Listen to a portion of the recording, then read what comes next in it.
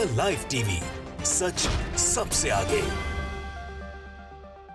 नमस्कार, मैं हूं रंजीत झा और आप देख रहे हैं द लाइव टीवी। इजराइल लगातार गाजा पट्टी पर हमला कर रहा है। हमास को टारगेट करने के लिए गाजा में कई बेगुनाहों को भी शहीद कर दे रहा है। अब इससे जुड़ा एक वीडियो सामने आया है जिसे लोग करिश्मा के तौर पर बता रहे हैं कि जो शहीद हुए मलबे में दबे हुए थे, कुछ दिनों के बाद भी जब मलबे के नीचे से उनके शव निकाले गए तो वो एकदम से फ्रेश थे। ऐसा लगा कि वो जो उनकी शहादत हुई है वो अभी अभी हो गई हो। इसको लेकर वीडियो साझा किया गया है एक पत्रकार के द्वारा, जरा आप भी अपने स्क्रीन पर देखिए। इस वीडियो में वो पत्रकार अपनी भाषा में इन सारे घटनाक्रम को समझाने की कोशिश कर रहा है।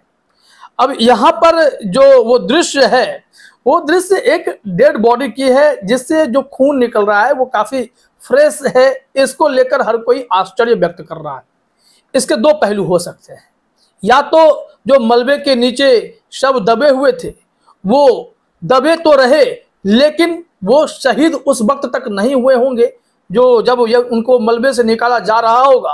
हो सकता है कि वही कुछ देर पहले उन लोगों ने दम तोड़ा होगा, वो संघर्ष कर रहे होंगे।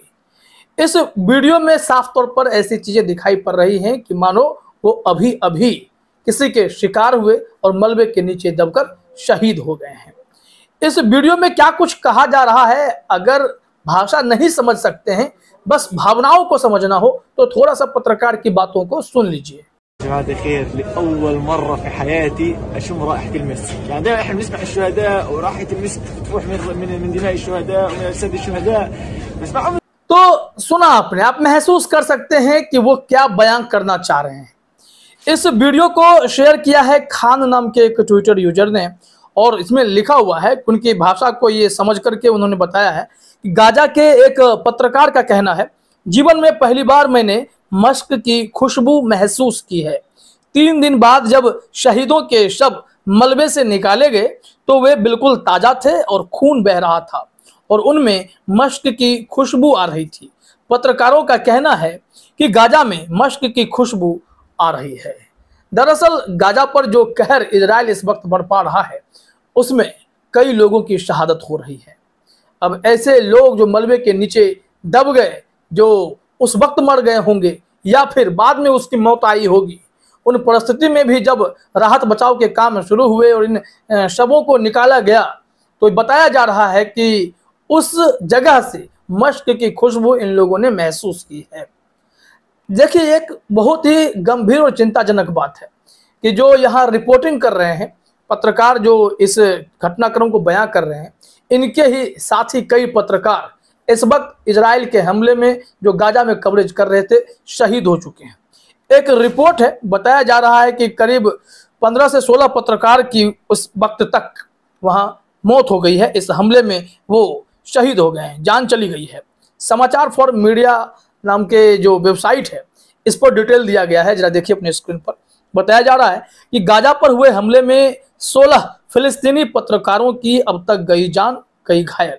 जो पत्रकार अपनी जान की बाजी लगाकर पत्रकारिता कर रहे होते हैं उन्हें भी इजराइल वालों ने निशाना बना लिया है, क्योंकि इजराइल जिस तरीके से हमला कर रहा है उसका टारगेट हॉस्पिटल, मस्जिद, चर्च और आम नागरिकों के आवास पर ऐसे पत्रकार भी होते हैं।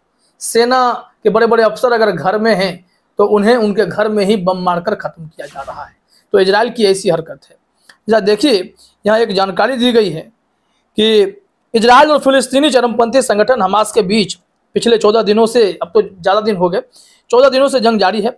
हमास ने 7 अक्टूबर को दक्षिणी इजराइल पर घातक हमला किया जिसमें कई लोगों की जान चली गई थी। इसके बाद से इजराइल भी गाजा पट्टी पर जवाबी हमले कर रहा है। मीडिया रिपोर्ट्स के मुताबिक गाजा पर हुए हमले में अब तक 16 फिलिस्तीनी पत्रकारों की जान जा चुकी है। हमले के दौरान कई पत्रकार घायल भी हुए हैं। फिलिस्तीनी पत्रकार संगठन सिंडिकेट ने इसकी जानकारी दी है। अब यहाँ पर जो डिटेल्स हैं, कई पत्रकार गायब हैं, कई घायल हैं, उसको लेकर सिंडिकेट ने एक प्रेस रिलीज जारी किया और बताया कि गाजा पर 13 दिनों से जारी इजरायली हमलों में 50 स्थानीय, क्षेत्रीय और अंतर्राष्ट्रीय मीडिया संगठनों को निशाना बनाया गया। इसके अलावा 2 पत्रकार लापता हो गए। ये दोनों पत्रकार गाजा में सत्तारूढ़ फिलिस्तीनी इस्लामिक प्रतिरोध आंदोलन हमास और इजरायल के बीच तनाव को कवर कर रहे थे। अब ऐसे में पत्रकार को सुरक्षा मिले, इसको लेकर जो है अंतर्राष्ट्रीय स्तर पर एक पहल की गई है इस सिंडिकेट के द्वारा। लेकिन कौन सुनेगा इस युद्ध में, यह भी देखने वाली बात होगी। जो बाइडेन एक तरफ जहां राहत बचाव कार्य के लिए मिस्र से राफा बॉर्डर को खुलवाकर राहत सामग्री भिजवा रहे हैं, तो दूसरी तरफ इजरायल की पीठ थपथपाकर कहते हैं हमले जारी रखो। और इजरायल ने हमला किया है, एयर स्ट्राइक किया गया है मस्जिद पे, ऐसी भी खबर हमें मिल रही है। लेकिन यहाँ जो जानकारी है, देखिए मार्मिक दृश्य की बात होती है कि क्या होता है जब लोग अपनों को खो देते हैं, मलबे के नीचे दब जाते हैं, लोग ढूंढने आते हैं, परिजनों के शव को तलाशते हैं। इसी दौरान पत्रकार जो वहां ग्राउंड रिपोर्ट कर रहे थे, उन्होंने जो दृश्य देखा वो बेहद ही आहत कर देने वाला था। लेकिन जो वो बयां कर रहे हैं मस्क की खुशबू, अब उसको लेकर उनकी एक अलग परिभाषा है, वो उसे बता रहे हैं। लेकिन इससे जुड़ा एक और जो बहुत ही विहंगम मार्मिक दृश्य है वो मैं आपके साथ साझा करना चाहता हूं, जो गाजा में देखने को मिला। कि डीएनए हिंदी ने लिखा है, मां के शव से दूध पी रहा था मासूम, इजराइल हमास जंग से आई दिल दहला देने वाली तस्वीर। ये बहुत ही दुखद मामला है। एक ऐसी तस्वीर है कि जो देखेगा, कोई भी देखेगा तो वो थोड़ा भावुक हो जाएगा। यहाँ बताया जा रहा है कि हमास के हमले के बाद से घिरे इलाके पर इजराइल की जवाबी बमबारी में भी कम से कम 1400 फिलिस्तीनी मारे गए हैं। यह संख्या बढ़ चुकी है, क्योंकि जब ये रिपोर्ट है तो ये 7-8 दिन पहले की रिपोर्ट है, लेकिन इसमें यह खबर काफ़ी जो है संवेदनशील है। इसी में लिखा गया है कि जिनमें से आधे महिलाएं और बच्चे हैं। इजराइल के हमले में गाजा में कई इलाके मलबे में तब्दील हो गए, जिसे हटाकर घायलों और मृतकों को निकाला जा रहा है। मीडिया रिपोर्ट्स के अनुसार एक इमारत सामने आई जिसे देखकर हर किसी के आंखों में आंसू आ गए। अब उसमें क्या था? वो यही था कि माँ उस मासूम की मर चुकी थी और वो बच्चा अपने माँ के शव पर बैठकर माँ का दूध पी रहा था। बताया जा रहा है कि मीडिया रिपोर्ट्स के मुताबिक अहमद नाम का एक व्यक्ति जब घर लौटा तो उसने देखा कि उसका 3 मंजिला घर मलबे में बदल गया है। उन्होंने मीडिया से बातचीत में बताया कि उनका 1 महीने का भांजा यामीन मलबे में दबा हुआ था। जब उसे देखा गया तो वह अपनी मरी हुई माँ के शव से दूध पी रहा था। उन्होंने बताया कि उनके भतीजे को मेनिंजाइटिस हुआ था। उसे 1 दिन पहले ही डॉक्टर के पास ले गए थे। उन्होंने कहा कि जब वह पहुंचे तो उनकी बहन की मौत हो चुकी थी, लेकिन उनका भतीजा उस मलबे में जिंदा था। यह करिश्मा है। इस करिश्मा की बात हम शुरू से कर रहे हैं कि गाजा में जो शहीद जिनके शव निकाले जा रहे हैं, जो 3 दिन 4 दिन 5 दिन पुराने भी हो गए हैं, उसमें एक ताजगी है। अब यह क्यों है? यह एक करिश्मा ही बताया जा रहा है। जैसे ठीक वैसे ही मलबे में वो उनकी माँ शहीद हो गई बच्चे की, मासूम की, लेकिन वो जिंदा था, मलबे में दबा था, लेकिन माँ के शव से दूध पी रहा था। तो ये देखिए बहुत ही विचलित कर देने वाली खबर है। लेकिन अब जब युद्ध हो ही रहा है तो जानकारी आप तक पहुंचे, यह भी हम सबकी जिम्मेदारी है। फिलहाल इस वीडियो में इतना ही। आप सभी का हमसे जुड़ने के लिए बहुत बहुत धन्यवाद।